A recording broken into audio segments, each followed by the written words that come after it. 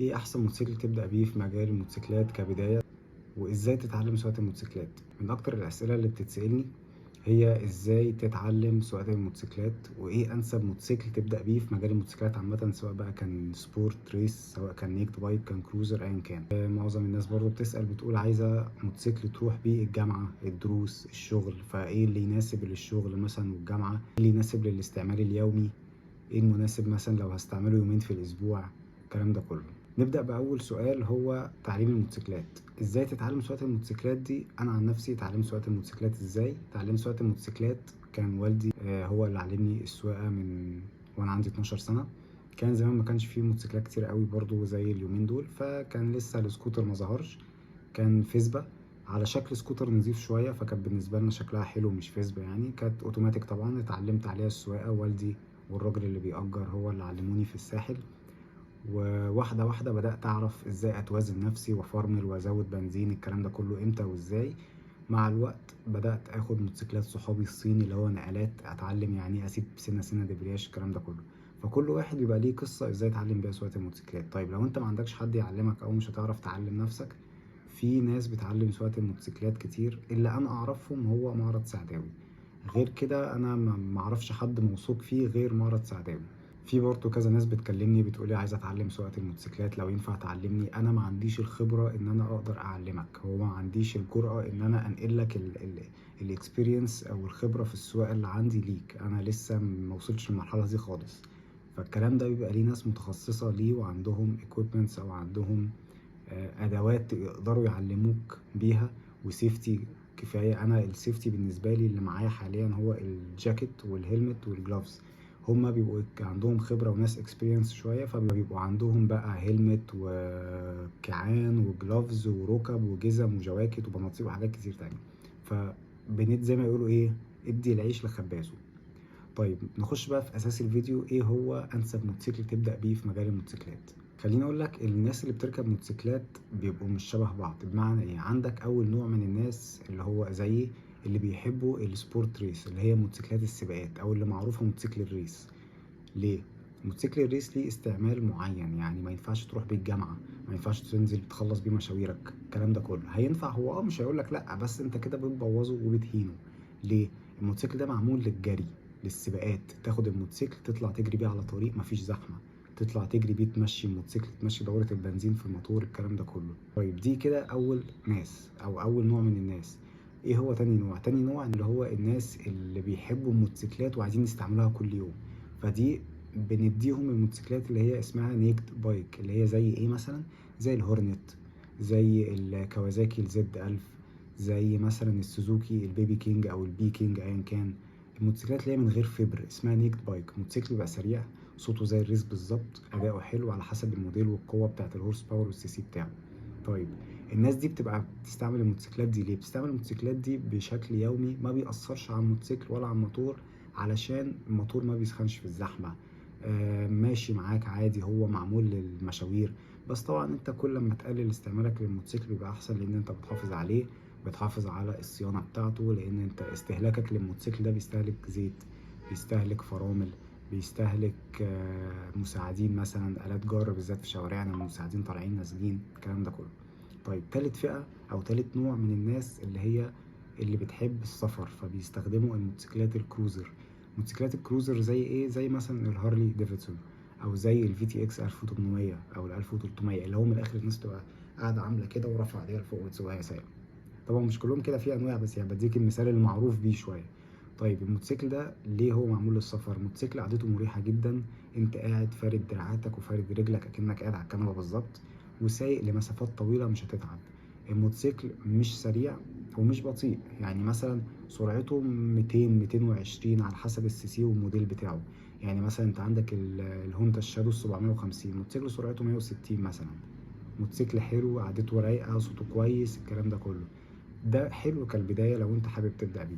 عندك مثلا في تي اكس 1800، موتوسيكل معاك بقى يزود السرعة 1000، يزود السرعة 1800 سي سي، فمعاك بقى ال 200 وحاجات كده.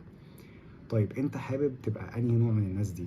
حابب تبقى واحد يطلع يومين في الاسبوع كده يروق على نفسه بالليل مثلا او الصبح في الشتاء بالموتوسيكل الريس، يبعد عن الحرارة والزحمة، فيبقى انت كده محتاج موتوسيكل سبورت ريس. طيب تبدأ بإيه مثلا لو انت محتاج السبورت ريس ده؟ تبدأ مثلا بعندك الحاجات اللي الناس بتبدأ عليها في الأغلب، بيبقى الهوندا اف 4 اي، ال 600 دبل ار. 600 دبل ار ده من احلى الموتوسيكلات، بس مشكلته مش حلوه قوي لواحد لسه بادئ مجال الموتوسيكلات. ليه؟ علشان موتوسيكل عامل زي الورقه، محتاج واحد يحافظ عليه كويس جدا. موتوسيكل بيبوظ بسرعه وحلو جدا، بس بيبوظ بسرعه، محتاج واحد بيصرف عليه كتير. الاف 4 اي شبهه بس حمال اسيه، بس موديل قديم شويه.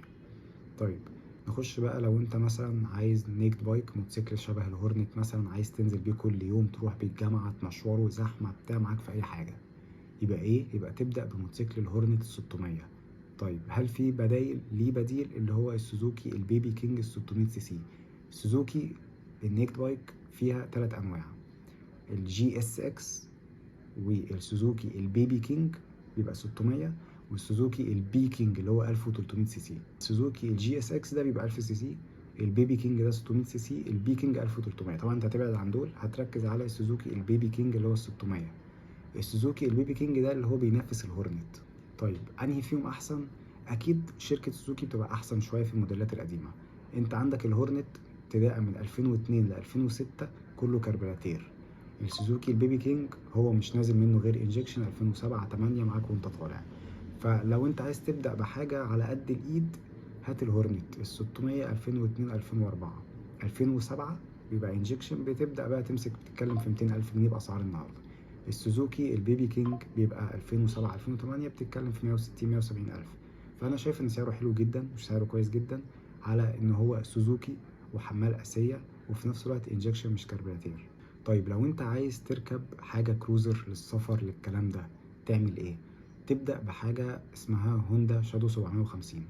ليه؟ في حاجه زيه اسمها هوندا شادو 400 سي سي، انا ما برشحهاش. ليه؟ لان انت مش هتحس ان انت راكب حاجه حلوه، حاجه شكلها شياكه بس، ولا هتاخد صوت حلو ولا هتاخد اداء.